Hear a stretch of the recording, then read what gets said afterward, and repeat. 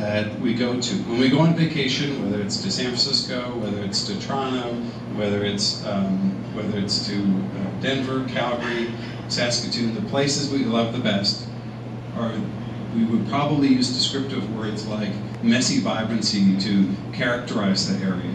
It's an area that's not antiseptic and predictable, but rather a place that we want to wander and discover. We don't know what the next shop's going to be. We don't know what's around the corner. It's got a variety of architectural forms from different architectural vernaculars and eras. And so it's got that diversity, that richness that makes it interesting because it's not predictable, and we want to wander and explore. And that's really what we're after, is to encourage a whole variety of different activities and different built forms, but to also then couple it with allowing people a little bit more freedom around the design side to be whimsical and playful.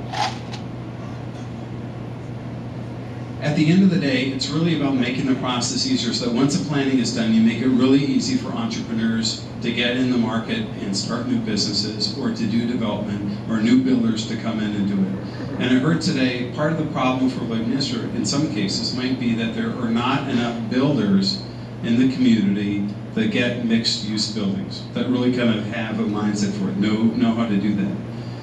Well, that's starting to change now for two reasons. There's A, way to change that, and B, I think that will come. I think that's starting to happen in the larger cities, and it's going to start going to the smaller cities as well.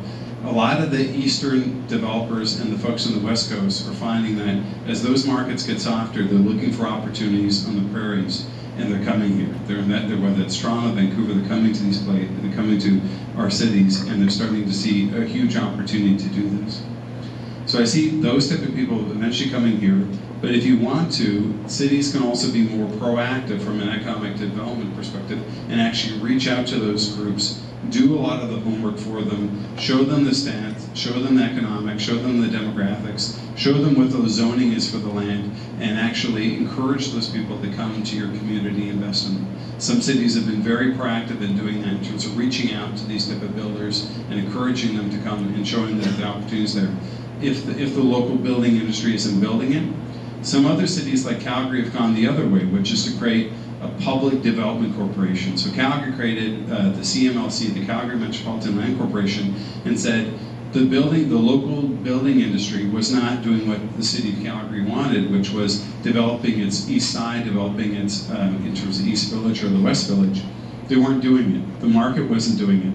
So they said, well, if the market's not doing it, we're going to create our own development company that's going to go in, we're going to buy up all the land in the area, which they did, and we're going to redo all the planning in the area. We're going to put in all new infrastructure, new streetscapes. We're going to make a beautiful new community center. And then once it's all been beautified and we're going to fix it all up, then we're going to start selling individual parcels off to the building industry. And they have, and now it's taking off like wildfire. So it didn't happen overnight, but it had a vision, and then they executed on the plan. So there's another opportunity in terms of precedent, in terms of what other cities have done, if there is a gap that's not being filled. Part of this